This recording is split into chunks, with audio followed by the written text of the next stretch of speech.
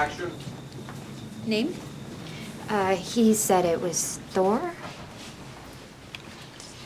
Thor?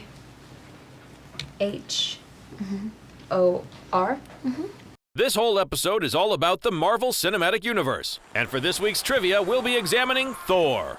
The title Asgardian is of course played by Chris Hemsworth, but it was actually a close call, as he almost lost out to his brother Liam. Me and my younger brother actually both auditioned for this part at separate times, though. We were never really in it head to head. It was I had auditioned, and then I wasn't in the picture, and then he was in, and he wasn't, and then I was back in. And so, look, we're competitive in the best of ways in everything we've done growing up, from sport to surfing, boxing, whatever. But this particular business, both very aware of that the odds are against you and the instability of it. So it becomes a bit of a team effort. The Hemsworths weren't the only contenders for the part of the hammer-wielding god, though, as Tom Hiddleston also had his eyes on the role.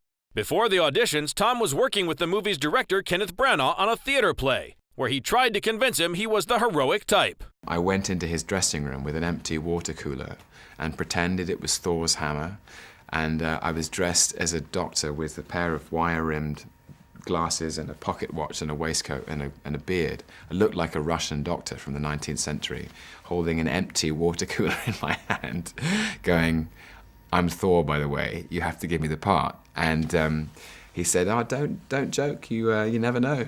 In the end, Tom was cast as bad guy Loki, while Chris scored the role of Thor. When Anthony Hopkins, who plays Odin in the film, first met Hemsworth, he reportedly said, "God, there's no acting required here, is there?" And he's right, Hemsworth absolutely looks the part, once he bulked up quite heavily. Yeah, just back in the gym and, eating tons and tons of protein and, training. And it's funny, I feel like, I'm an athlete in some sense, all of a sudden, you're an actor and then you're a sports player in a feeling, So it's sort of trying to find the balance to get both of them enough time, And what he delivered, I think, physically is massive.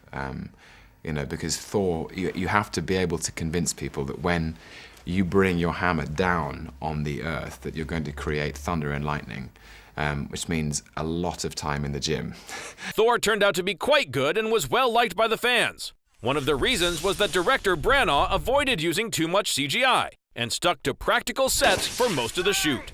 You want to pepper it as largely as you can with the sense of real vistas and real places in order to make the world of Asgard or the world of Jotunheim sufficiently real to fold into the same cinematic experience. So I did not want to live in a completely CGI world. That's not where I come from. It wouldn't be what I would be, really best at. While this film wasn't that CGI heavy, Thor's appearances in the sequel, The Dark World, and the two Avengers movies were totally jammed with effects.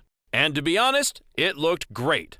Although ultimately, nothing beats a good old-fashioned real explosion.